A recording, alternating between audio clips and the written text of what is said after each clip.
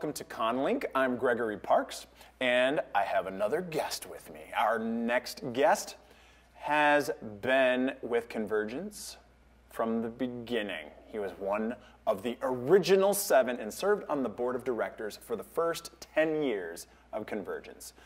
Folks, I present to you Tim Wick. Hello. Hello. I actually served on the board of directors. I should have been clear about this.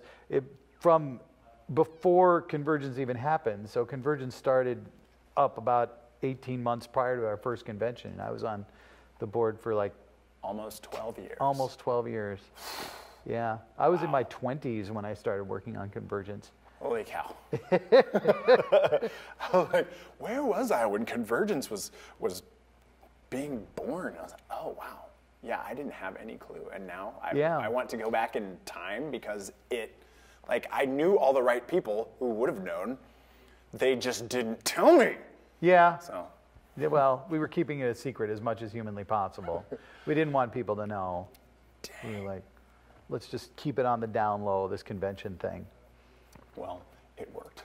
It worked. And nobody learned about it. And now it's been going, after 20 years, the cat is obviously out of the bag. It seems like a few people know about it, and that's great. That's great that they found out about it in spite of the fact that we've been really trying not to let anybody know. Would you walk us through the thought process and events that led to the creation of CONvergence? Okay, well that's a story that takes a little while to tell, but there was and still is a convention called MiniCon that has been in Minnesota for quite some time. At the time that this all went down, they had been in existence for 32 years. And they still are in existence today, but there were some new people that took over running MiniCon, and they had some very specific ideas about what they wanted MiniCon to be and what they didn't want MiniCon to be. And a lot of the things that they wanted to change were really popular things that a lot of the people who attended MiniCon really enjoyed. And what they wanted to do was create a smaller convention. So part of that was eliminating some of the things that they felt were bringing in people that they didn't really know if they wanted as part of their convention. This made a lot of people really angry, specifically the people who felt like they were being told that they were no longer welcome at MiniCon. And talking about it makes it sound like these were horrible, awful people, and they weren't necessarily horrible, awful people. They had an idea of what they wanted their convention to be. And a lot of other people didn't want that convention to be that. So what happened was a bunch of folks sat down and said, we would like MiniCon to be more like what we want. So Masquerade was one of the things that they were eliminating. And the costume contest that goes on Saturday night, now people would call it the cosplay contest. At the time it was called Masquerade. Mm-hmm. We still call it Masquerade, but really within the larger convention community, nobody called it cosplay then. Yeah. But they do now. So those were things that other people wanted. So what happened was a bunch of people said, let's sit down and talk about what can we do. Do we do some kind of protest at MiniCon? How do we try and take over MiniCon ourselves? Because MiniCon had a board, and it was relatively easy to run for a position on the board. And if enough people ran for a position on the board, they could take over and make MiniCon the way it was if they wanted. And what eventually several people said is, what we really need to do is just start our own convention. So there was a meeting at the home of Rob Withoff, who I don't remember if he still attends CONvergence at this point, but he did at the time, and had for several years. And I went to that meeting, and it was arranged by Leslie Powell, who was one of the original board members, and Christopher Jones, who at the time was her boyfriend. He also became an original board member.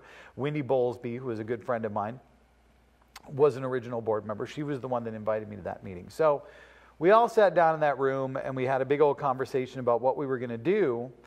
And there was discussion of another meeting, a public meeting, where all the people that were angry were going to come up with an idea. So a couple of weeks later, we went to that public meeting, and what happened was the people at that meeting who organized that meeting stood up and said, we're going to start our own convention. It was a convention that eventually became MarsCon. And the people that I was with also stood up and said, we're going to start our own convention. So what happened was 2 different groups said, we want to start a convention.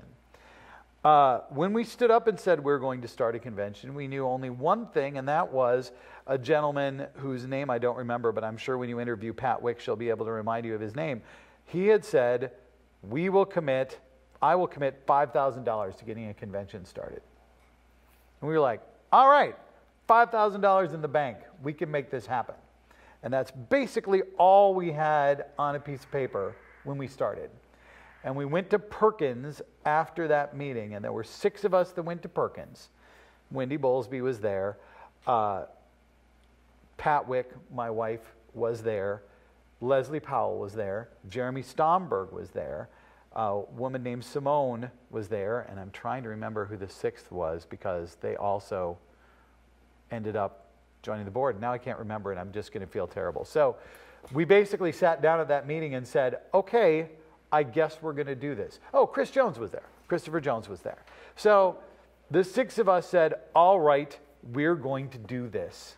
And that was 18 months before CONvergence started, and all we had was somebody committing $5,000 and 6 people saying, I guess we'll do this convention, which at the time was called MacroCon, as a response to MiniCon, which MiniCon had said they wanted to get smaller, and we're like, we want to be bigger, we want to be all-encompassing, we will be MacroCon. And so we sat down at Perkins, we had that meeting, we said, all right, we're going to do this, and basically at that point, those 6 people became board members because that's all we had. And then we arranged for a meeting at Pat and my house. I think it was either the next week or the week after that. And we had 1 to 2 meetings a week for the next 1.5 years to plan out the convention. And it was, not everybody ended up being on that board by the time the first convention hit. Leslie had to step back. Simone had to step back, and we added some other people along the way. But 4 of the people, Pat, Wendy, myself, and Christopher Jones, 4 of the people at that table ended up being on the original board. All of us served the first 10 years and sort of had staggered step downs over the next 5 years. So that's how it started. Wow. Yeah. Cool. So with that in mind, what has pleased you the most about how CONvergence has developed since the beginning? Honestly, what pleases me most is when we sat down at the beginning, we said, there has to be a way for this convention to work when we're gone. So we were all very strong personalities, but we said, we have to set up an organization that can survive us leaving. So as we all step down, the convention has continued to survive and even thrive. And that was important. It was important that CONvergence wasn't about the people who founded it, that the CONvergence continued to function and grow, or not. You know, when we sat down, we originally said, you know what, if we get 500 people our first year, we will be super happy. And we had 1,500 people our first year, so we were ecstatic.